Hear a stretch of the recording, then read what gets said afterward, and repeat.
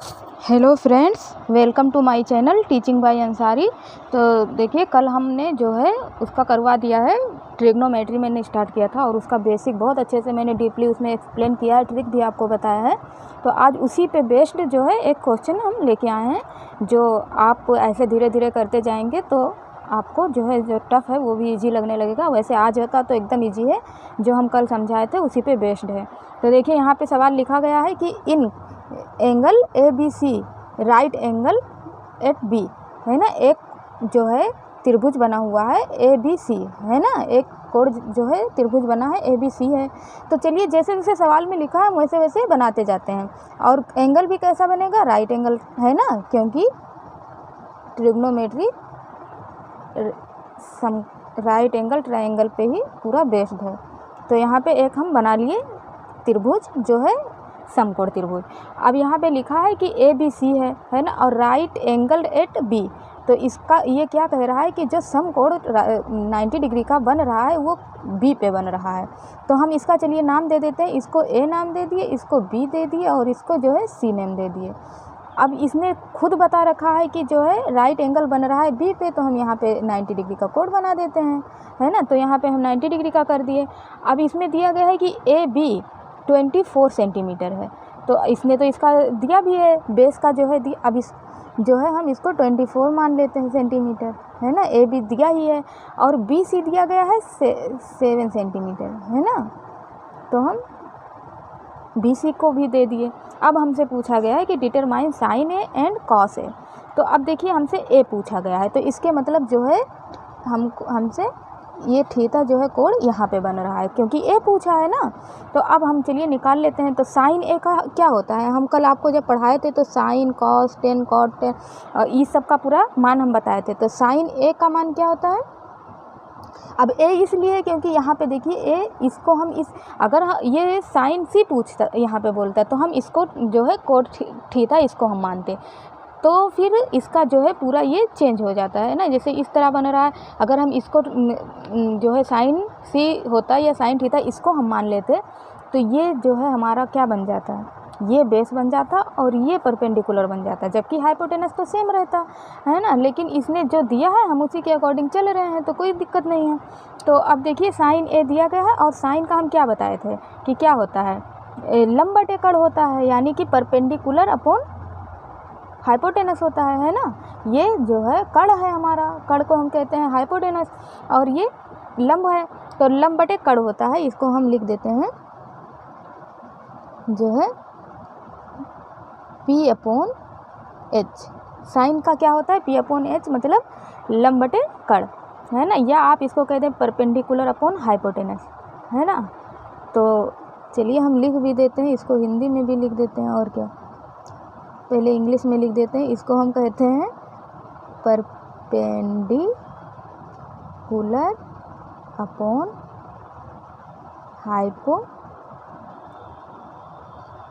Hypotenuse, है ना। या आप चाहें तो चलिए हम हिंदी में भी इसको लिख देते हैं लंब बटे कड़। तो कोई दिक्कत नहीं, आपको बस अभी स्टार्टिंग है तो मैंने आपको बेसिक भी लिख के दिखा दिया है कोई। तो यहाँ पे साइन ए होता है परपेंडिकुलर अपॉन हाइपोटेनस, तो हमने लिख लिया। अब इसने जो जो मान दिया है, चलिए हम उसका मान रख देते हैं।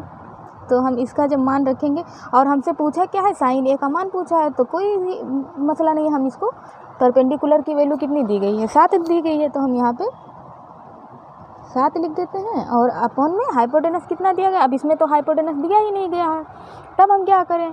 तो अब इसके लिए आपको क्या करना है, आप ये रहने दीजिए। सबसे पहले आप चलिए इसका पाइथागोरस प्रमेय, एक होता है पाइथागोरस प्रमेय, तो हम इसको लिख देते हैं। अब देखिए, ये होता है पाइथागोरस का प्रमेय। अगर आपको किसी भुजा का नाप नहीं पता है, आगे हम चल के इसका ट्रिपलेट भी बता देंगे, थोड़ा बहुत अगर आप माइंड में रखें तो फटाक से पता चल जाएगा कि इसका जो होता है ट्रिपलेट होता है। लेकिन चलिए, अभी इसका बेसिक समझना ज़्यादा ज़रूरी है। तो यहाँ पे होता है, तो पाइथागोरस प्रमेय क्या होता है, कड़ का स्क्वायर इज इक्वल टू लंब का स्क्वायर प्लस आधार का स्क्वायर, यानी कि कड़ क्या है, इसमें हाइपोटेनस क्या है, ए सी, है ना। तो उसका square is equal to A B, मतलब बेस, यानी कि आधार का square, plus B C square, मतलब परपेंडिकुलर यानी कि लंब का स्क्वायर। तो इसका याद रखना है आपको, कर्ण का स्क्वायर इज इक्वल टू लंब का स्क्वायर प्लस आधार का स्क्वायर, है ना। हाइपोटेनस का square is equal to perpendicular का स्क्वायर प्लस बेस का स्क्वायर। तो ये है पाइथागोरस प्रमेय। अब चलिए हम इससे, इसकी हेल्प से इसका जो है तीसरी वाली भुजा जो है हाइपोटेनस निकाल लेते हैं। तो इसका ए सी स्क्वायर दिया ही नहीं गया है, तो हम इसको एज इट इज रहने देते हैं। Is equal to A B square कितना दिया गया है, ए बी की वैल्यू 24 दी गई है, तो हम इसको 24 का स्क्वायर कर देंगे। और प्लस बी सी का कितना दिया गया है, 7 दिया गया है, तो हम इसका 7 का स्क्वायर लिख देंगे। अब चलिए हम इसका जो है वो कर लेते हैं, है ना। 24 का क्या हो जाएगा, 576 आता है, लेकिन 4 चौक 16 का 6 हासिल 1, 4 दूना 8 1 9 और 2 चौक 8 2 दूना 4। तो हम इसको 17 का 7 हासिल 1, 576 ही आता है, तो हम इसका 576 लिख देंगे। 576 प्लस 7 7 49 होता है। अब हम इन दोनों को जब ऐड करेंगे तो क्या हो जाएगा, 9 1 10 5 15 का 5 हासिल 1 और 8 4 12 का 2 हासिल 1 और यहाँ पे 6 हो जाएगा। तो ए सी स्क्वायर क्या हो गया, 625। अब यहाँ पे तो स्क्वायर लगा है, इसीलिए हमको क्या करना है, इसका स्क्वायर हटाने के लिए इसको वर्गमूल में करना पड़ेगा हमको 625 को।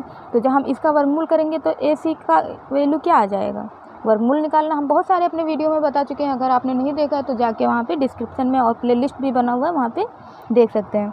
तो यहाँ पे हो जाएगा 25। तो अब हमको ए सी की वैल्यू मिल गई, यानी कि 25 सेंटीमीटर ये है। तो अब हम निकल के आ गया। अब चलिए हम साइन का निकाल लेते हैं। तो साइन ए हमसे पूछा गया है, तो साइन ए क्या होता है, हाइपोटेनस। अब परपेंडिकुलर अपॉन हाइपोटेनस होता है पी अपॉन एच। तो पी की वैल्यू क्या दी गई है, पी हाइपोटेनस की वैल्यू क्या दी गई है, 25, है ना।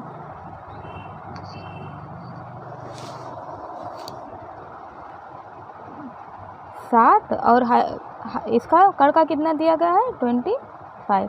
तो जो है इसका ये आंसर आ जाएगा। ये जो है साइन ए की वैल्यू है। हमसे तो कॉस ए का भी पूछा गया है, तो कॉस ए का हम कल बताए ही थे आपको। तो चलिए हम कॉस ए का भी बता देते हैं। तो कॉस ए का क्या होगा, कॉस ए का होता है आधार बटे कर्ण, है ना। तो परपेंडिकुलर अपॉन हाइपोटेनस, है ना, मतलब B upon H, base upon hypotenuse होता है ना, आधार बटे कर्ण। तो यहाँ पे बी की वैल्यू कितनी दी गई है, बेस की वैल्यू 24 अपॉन 25 दी गई है। तो ये जो है कॉस ए की वैल्यू आ गई। तो आई होप आपको बहुत अच्छे से समझ में आया होगा। हमने कोई भी स्टेप मिस नहीं किया है और बहुत ज़्यादा डीपली आपको समझाने की कोशिश की है, क्योंकि अभी स्टार्ट हुआ है। तो स्टार्टिंग जब आपको अच्छे से समझ में आएगा तो आपको लास्ट भी समझ में आएगा। अगर आपको एक क्वेश्चन भी अच्छे से समझ में आ जाता है तो उसी के बेसिस पे कर लेते हैं। अगर आप 10 क्वेश्चन करते हैं और 10 में आपको डाउट है तो फिर कोई फ़ायदा नहीं। अगर एक आपको अच्छे से समझ में आता है तो वो बहुत वैल्यू करता है। तो अगर आप लोग को वीडियो अच्छी लगा करे तो लाइक सब्सक्राइब करें, बेल आइकन को ज़रूर प्रेस करें और अपने दोस्तों में फटाफट शेयर करते रहें। Thank you for watching.